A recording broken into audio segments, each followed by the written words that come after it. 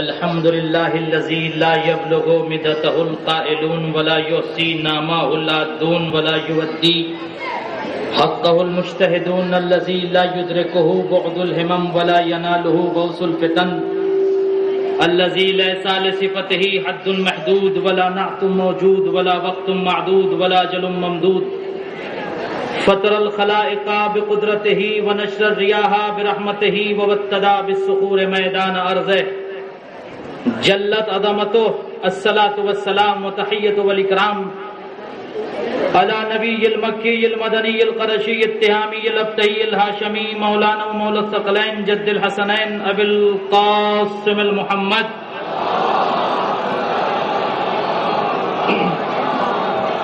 وآله الطيبين الطاهرين المعصومين المنتخبين المنتجبين المظلومين واللعنة الدائمة الباقية الجارية السارية على أعدائهم ومنكر فضائلهم ومصائبهم وجلالتهم وسخاوتهم وعظمتهم ونجابتهم وكرامتهم أجمعين أما بعد فقد قال الحسين عليه الصلاة والسلام إنني لم أخرج أشرا ولا بطرا ولا مفسدا ولا ظالما بل خرجت لطلب الإصلاح في أمة جدي رسول اللہ صلی اللہ علیہ وآلہ وسلم صلوات پڑھے محمد آل محمد. حسینیت کا عظیم الشان یہ جلوس کہ جہاں پر حسینی تائید حسینی میں جمع ہوئے ہیں. عزیزان گرامی، تاریخ بشریت کا عظیم الشان رہبر جسے حسین کہتے ہیں، 1400 سال گزر جانے کے بعد آدمیت نے، انسانیت نے، بشریت نے، نو آدم نے ترقی بہت کیا اور سرعت سے، تیز رفتار سے بڑھتی ہوئی اس دنیا میں بشر نے اپنے رفرف ثقیل کو حرکت دیا اور اپنی اس قوت سے، اس عقل سے، اس ذہن سے، اس تھاٹ سے استفادہ کیا اور طیارہ، سیارہ، کائنات کے کنٹرول کو اپنے ہاتھ میں لینے کی اس بشر نے کوشش کی. بہت تیز یہ دنیا آگے بڑھتی رہی، لیکن ایک سوال 1400 سال بعد یہ پیدا ہوتا ہے کہ پوری کائنات کا خلاصہ ہے محمد مصطفیٰ صلی اللہ علیہ وآلہ وسلم. پوری کائنات کے کمالات جس ذات گرامی میں جمع ہو جائیں اسے محمد مصطفیٰ کہتے ہیں. پوری کائنات کا کمال جس ذات گرامی میں جمع ہو جائے اسے سرکار کہتے ہیں، اسے طٰہٰ و یاسین کہتے ہیں، اسے مزمل و مدثر کہتے ہیں، اسے نبی کہتے ہیں، اسے میسنجر آف گاڈ کہتے ہیں، اسے پروفٹ کہتے ہیں، اسے مصطفیٰ کہتے ہیں، اسے آخری نبی کہتے ہیں، اسے عبداللہ کا بیٹا کہتے ہیں، اسے طٰہٰ و یاسین کہتے ہیں. جہاں پر پوری کائنات کا کمال جس ذات مقدس میں آ جائے اسے نبی کہتے ہیں، اور نبی کا سارا کمال جس ذات میں اکٹھا ہو جائے، جمع ہو جائے، اسے علی کہتے ہیں.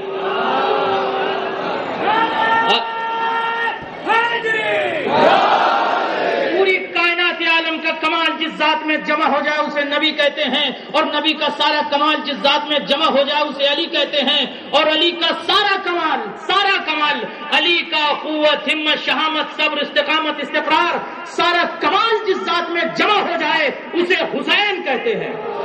تاریخ بشریت کا عظیم الشان شہسوار جس نے خون کے دریا میں غوطہ لگا کے بشریت کو راہ نجات عطا کیا، اور اس نے رہتی دنیا تک ایک ایسی فکر چھوڑ دی کہ ہر وہ بشر، ہر وہ انسان جو اپنے آپ کو انسان کہتا ہے اسے چاہیے کہ فکر حسینی سے استفادہ کرے. اسے چاہیے کہ فکر حسینی سے استفادہ کرے. 1400 سال پہلے جب محمد مصطفیٰ کا نواسا، رسول اکرم کا نواسا، کائنات کے رسول کا، آخری رسول کا نواسا مدینے کو چھوڑ رہا ہے تو اس نے اپنے ہدف کا، اپنے منشور کا، اپنے پرپس کا، اپنے ایم کا، اپنے آبجیکٹیو کا اعلان اس انداز میں کیا کہ رائٹر سن لے، رپورٹر لکھ لے، بکے ہوئے رپورٹرز لکھ لیں، اننی لم اخرج اشرا ولا بطرا ولا مفسدا ولا ظالما بل خرجت لطلب الاصلاح. حسین جانتے تھے کہ معاویہ کی دسترخوان پر پڑی ہوئی ہڈیوں کو چوس کر بننے والے رائٹر، رپورٹر اپنے دین و ایمان کو بیچ کر حسین کے خلاف لکھ دیں گے. لہذا حسین نے قبل خروج اپنے ہدف کا اعلان کیا اور یہ کہا کہ اننی لم اخرج اشرن ولا بطرن ولا مفسدن ولا ظالمن. یاد رکھو میرے نکلنے کا مقصد صرف اور صرف یہ ہے کہ میں اپنے نانا کی امت میں اصلاح چاہتا ہوں. فکر حسینی کو دیکھیے، مزاج حسینی کو دیکھیے، انداز حسینی کو دیکھیے، طرز حسینی کو دیکھیے، دستور حسینی کو دیکھیے، تخیل حسینی کو دیکھیے، تکریم حسینی کو دیکھیے، تنزیل حسینی کو دیکھیے، تفسیر حسینی کو دیکھیے، مزاج حسینی کو دیکھیے کہ نکلتے وقت اپنے پرپس کو یاد دلاتے ہیں، اپنے ایم اور مقصد کو یاد دلاتے ہیں کہ یاد رکھ لے دنیا، میرے نکلنے کا مقصد صرف اور صرف یہ ہے کہ میں اپنے نانا کی امت میں اصلاح چاہتا ہوں. میں اپنے نانا کی امت میں اصلاح چاہتا ہوں. کیوں؟ اس لیے کہ محمد مصطفیٰ کا نواسہ جانتا تھا کہ بنی آدم یہ نوع بشر کی جو حقیقت میں سے لباس بشری سے آراستہ اور پیراستہ ہونا چاہیے تھا، لیکن دور ماضی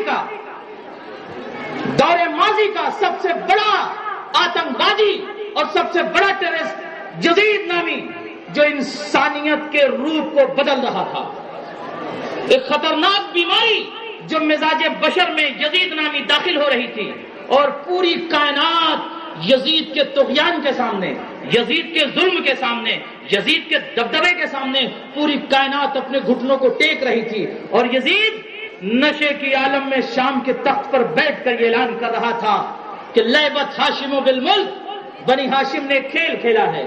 نہ کوئی وحی آئی، نہ کوئی کتاب نازل ہوئی، نہ کوئی کانسٹیٹیوشن آیا، نہ کوئی دستور آیا، نہ کوئی شریعت آئی. مکمل یزید مخالفت کرنے لگا. اب سوال یہ ہوتا ہے، میں 1400 سال کے بعد عالم انسان سے یہ سوال کرتا ہوں کہ جب یزید نے ملک شام پر، شام کے سرزمین پر یزید بیٹھ گیا، توجہ چاہوں گا، یزید بیٹھ گیا، تخت پر بیٹھ گیا، شراب کے نشے میں جب بیٹھ گیا، ڈوب گیا اپنے خمار میں، تو ساری چیزوں کو فراموش اس نے کر دیا. تو غیانیت میں ڈوبا ہوا یزید نے یہ کہا کہ کوئی کانسٹیٹیوشن نہیں ہے، کوئی دستور نہیں ہے، کوئی نظام نہیں ہے، کوئی شریعت نہیں ہے. یہ تو ایک سلسلہ تھا جو بنی ہاشم نے اپنے افتخار کے لیے پیدا کیا تھا. آپ مجھے بتائیے، پورے تاریخ عرب کا مطالعہ کر لیجئے، کوئی ایسا شخص تھا جو اٹھے اور یزید کی آواز کو مردود قرار دے؟ ہے تاریخ بشریت میں کوئی ایسا رہبر، کوئی ایسا لیڈر، کوئی ایسا قائد، کوئی ایسا انسانیت کا نجات دہندہ تھا جو اٹھتا اور اٹھ کر یہ کہہ دیتا کہ یزید تیری آواز غلط ہے، یزید تیری صدا جو سرزمین شام سے بلند ہوئی غلط ہے؟ کوئی نہیں اٹھا. کیوں؟ اس لیے اب میں بتاؤں کہ یزید کون تھا. آج 1400 سال کے بعد تاریخ بشریت میں لفظ یزید بہت آتا ہے. لوگ یہ سوچتے ہیں کہ یزید کسی چھوٹی ذات کا نام تھا، یزید کسی عام انسان کا نام تھا. یاد رکھیے، یزید کسی ایک چھوٹے سے پرندے کا نام نہیں تھا، بلکہ یزید خطرناک سے خطرناک اس اگروادی کا نام تھا، اس ٹیررسٹ کا نام تھا، اس آتنکوادی کا نام تھا، اس دہشت گرد کا نام تھا جو مسلمان کے خلاف نہیں کھڑا ہوا تھا، اسلام کے خلاف نہیں کھڑا ہوا تھا، بلکہ انسانیت کے خلاف کھڑا ہوا تھا. میرے اس جملے کو کوٹ کیا جائے، بشریت کے خلاف کھڑا ہوا تھا. ہم اس جلوس میں جمع ہو کر اس بشریت کے قاتل کا مخالفت کرتے ہیں، اس آدمیت اور بشریت کا دشمن جسے یزید کہا جاتا ہے. اور ایسا یزید کہ جس کی حکومت دور حاضر میں اگر آپ دیکھیں، جو میں نے تحقیق کیا ہے، کم از کم یزید کی حکومت 50 ملکوں میں تھی. یہ سارا سعودی عرب، جارڈن، مصر، ملک عرب جس میں سعودیہ، دبئی، جارڈن، مصر، اور اس کے علاوہ آپ مورشس چلے جائیے، افریقہ کی ساری کنٹری دیکھ لیجئے. ہند کو چھوڑ کے اور یورپ کی چند کنٹری کو چھوڑ کر فارس میں بھی یزید کا دبدبہ تھا. ایک ایسا ظالم بادشاہ، ایک ایسا انسانیت کا دشمن بادشاہ جو حقیقت میں بادشاہ تو نہ تھا لیکن اعلان بادشاہی کر رہا تھا. ایک ایسا ظالم و جابر، ایک ایسا دہشت گرد کہ جس کے دبدبے کے سامنے دنیا کانپ رہی تھی. آج اگر اس دور میں ایک دہشت گرد آ جاتا ہے تو سپر پاور پہاڑیوں میں اسے تلاش نہیں کر پاتا. سپر پاور ہونے کے بعد پہاڑیوں میں اس دہشت گرد کو، سپر پاور طاقت اور ایٹم کی طاقت رکھنے کے باوجود اس دہشت گرد کو سپر پاور مار نہیں پاتا. اور اس وقت کا یزید کہ جس کے قبضے میں، جس کے کنٹرول میں، جس کے دبدبے اور ظلم سے دنیا کانپ رہی تھی، اور یہ